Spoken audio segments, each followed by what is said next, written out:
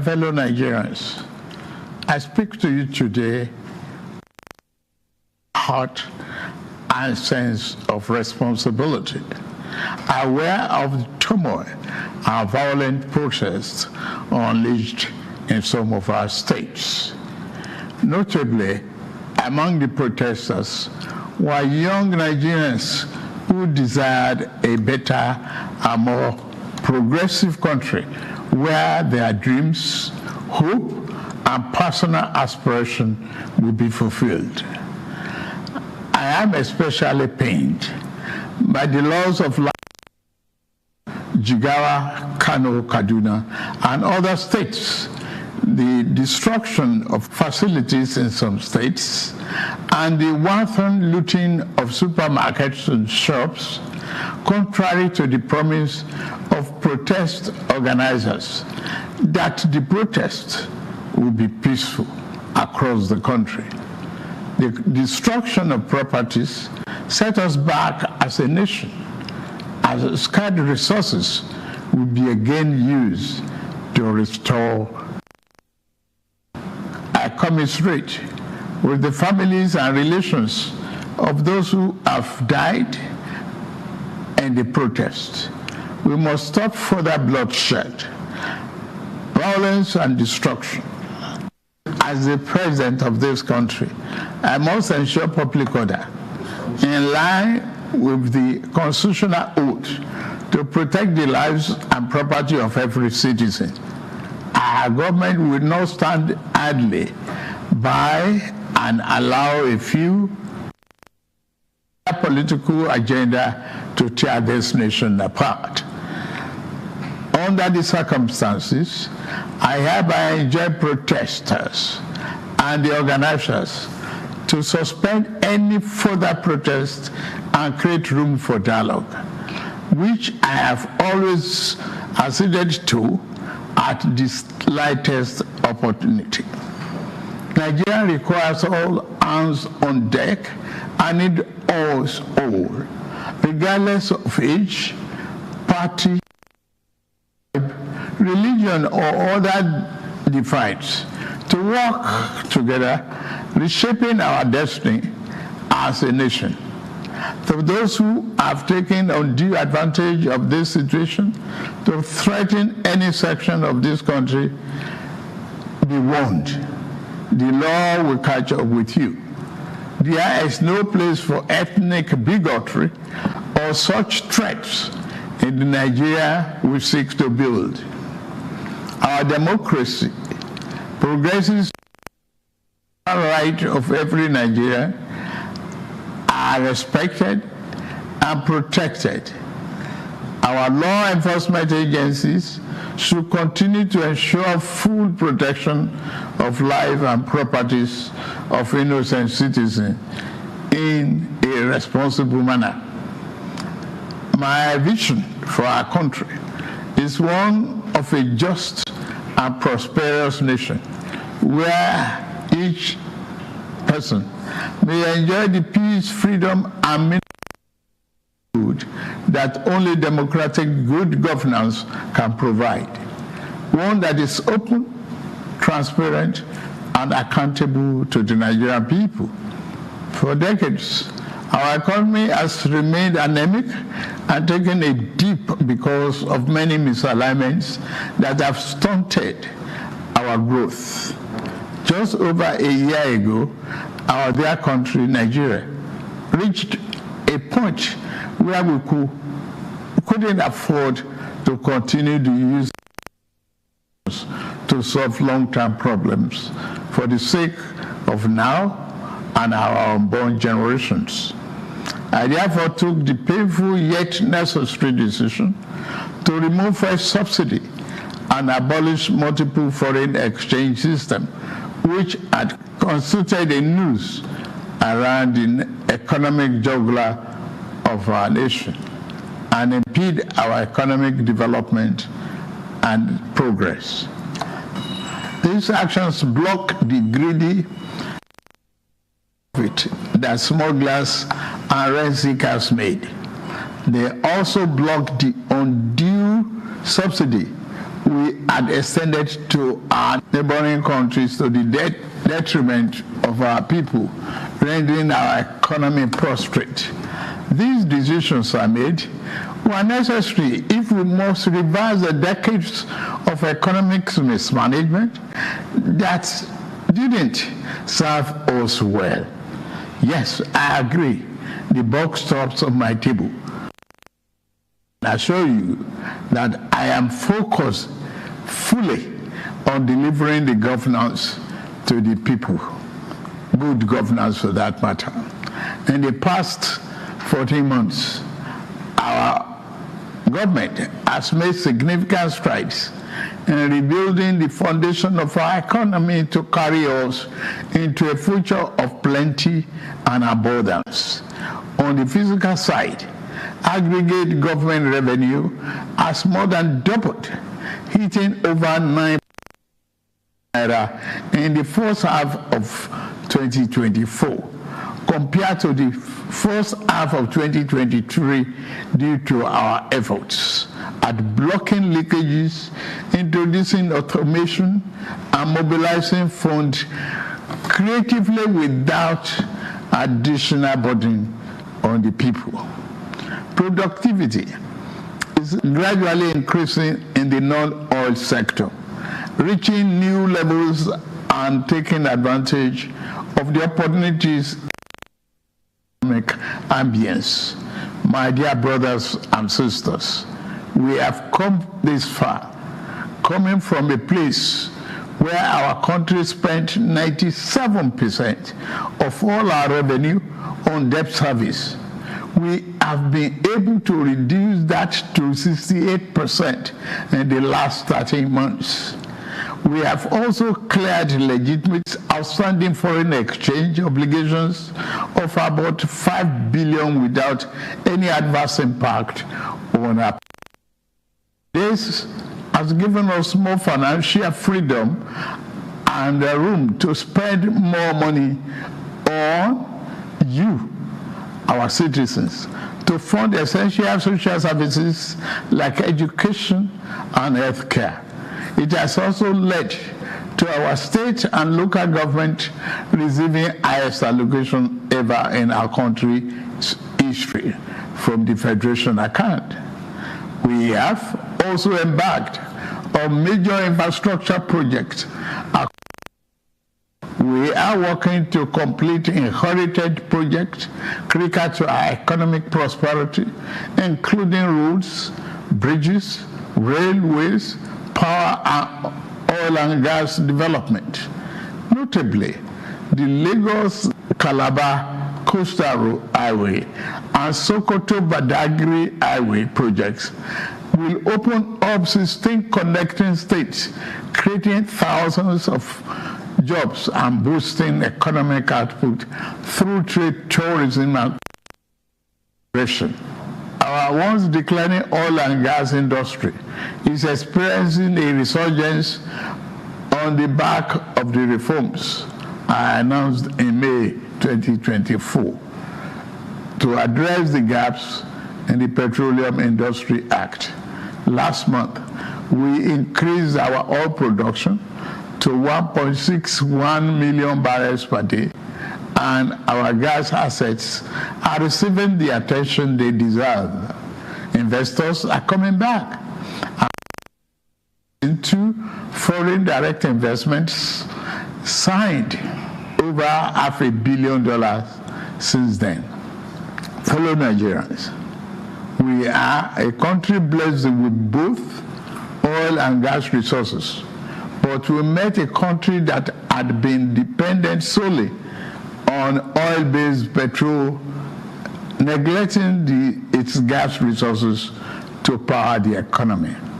We were also using our hard-earned foreign exchange to subsidize the use.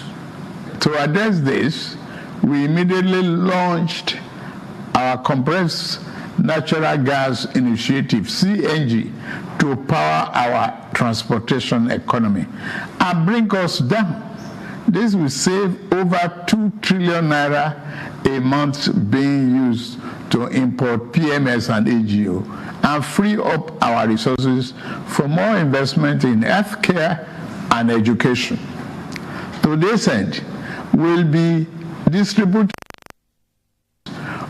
of extremely low or no cost to commercial vehicles that transport people and goods and who currently consume 80% of imported PMS and AGO.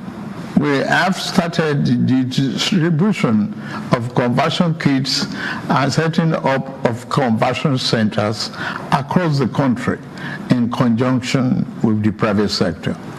We believe that this CNG initiative will reduce transportation costs by approximately 60% and help to curb inflation. Our administration has shown its commitment to the youth by setting up the student loan scheme. To date, 45.6 billion has already been processed for payment to students and their respective institutions. I encourage more of our vibrant youth population of this opportunity. We established the Consumer Credit Corporation with over 200 billion to help Nigeria to acquire essential products without the need for immediate cash payment, making life easier for millions of households. This will consequently reduce corruption and eliminate cash and opaque transactions. This week, I ordered the release of an additional 50 billion for NEL Fund, the student loan, and Credit Corporation for the proceeds of crime recovered by the EFCC. Additionally, we have secured $620 million under the Digital and Creative Enterprises (IDIS), a program to empower our young people, creating millions of IT and technical jobs that will make them globally competitive. This program, the 3 million technical talent scheme, unfortunately, one of digital centers was vandalized during the protests in Kano. What a shame. In addition, we have introduced the Skill Up Artisans Program, SUPER, the Nigerian Youth Academy, NIA, and the National Youth Talent Export Program, NATEP. Also, more than 517 billion used to the 36 states to expand livelihood support to their citizens, while 600,000 nano businesses have benefited from our nano grants. An additional 400,000 more nano businesses are expected to benefit.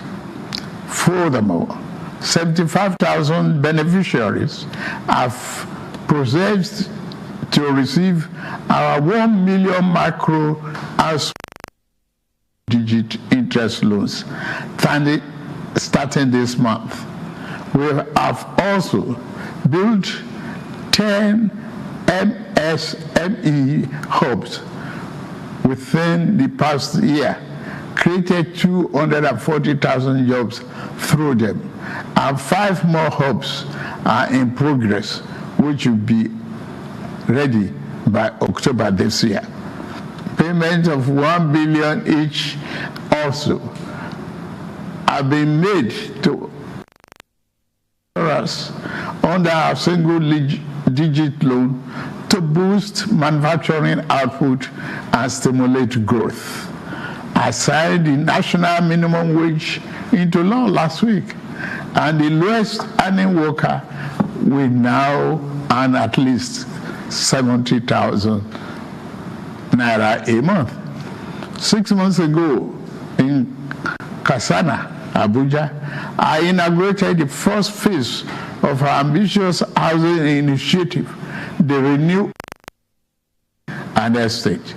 This project is the first of 6 we have planned across the nation's geopolitical zones. Each of these cities will include a minimum of 1,000 housing units, with Kasana itself set to deliver 3,212 units. In addition to this city project, we are also launching the Renew Hope Estate in every city, comprising 500 housing units. Our goal is to complete a total of 100,000 housing units over the next 3 years. This initiative is not only about providing homes, but also about creating thousands of jobs across the nation, as well as stimulating economic growth. We are providing incentives to farmers to increase food production at affordable. I have directed that tariffs and other import duties should be removed on rice, wheat, maize, sorghum, and drugs, and other pharmaceutical medical supplies for the next 6 months, in the first instance, to help drive down the prices. I have been meeting with our governors and key ministers to accelerate food production. We've distributed fertilizers. Is to cultivate more than 10 million hectares of land to grow what we eat. The federal government will provide all necessary incentives for this initiative, whilst the state provide the land, which will put millions of our people to work and further increase food production. In the past few months, we have also ordered mechanized farming equipment, such as tractors, worth billions of naira from the United States, Belarus, and Brazil. I can confirm to you that the equipment is on the way. My dear Nigerians, especially our youths, I have heard you loud and clear. I understand the pain and the frustration that drive this protest, and I want to assure you that our government is committed to listening and addressing the concerns of our citizens. But we must not let violence and destruction tear our nation apart. We must work together to build a brighter future where every Nigerian can live with dignity and prosperity. The task before us is a collective one, and I am leading the charge as your president. A lot of work has gone into stabilizing our economy, and I must stay focused on ensuring that the benefits reached every single Nigerian as we promised. My administration is working very hard to improve and expand our national infrastructure and create more opportunities for our young people. Let nobody misinform and miseducate you about your country or tell you that your government does not care about you. Although there have been many dashes in the past, we are in a new era of renewed hope. We are working hard, and the result will soon be visible and concrete for everyone to see, feel, and enjoy. Let us work together to build a brighter future for ourselves and for generations to come. Let's choose hope over fear, unity over division, and progress over stagnation. The economy, please don't shut out this oxygen. Now that we have been enjoying democratic governance for 25 years, do not let the extremists of enemies of democracy use you to promote an unconstitutional agenda that will set us back on our democratic journey. Forward ever, backward never. In conclusion, security operators continue to maintain peace, law, and order in our country, following the necessary Convention on Human Rights, to which Nigeria is a signatory. The safety and security of all Nigerians are paramount.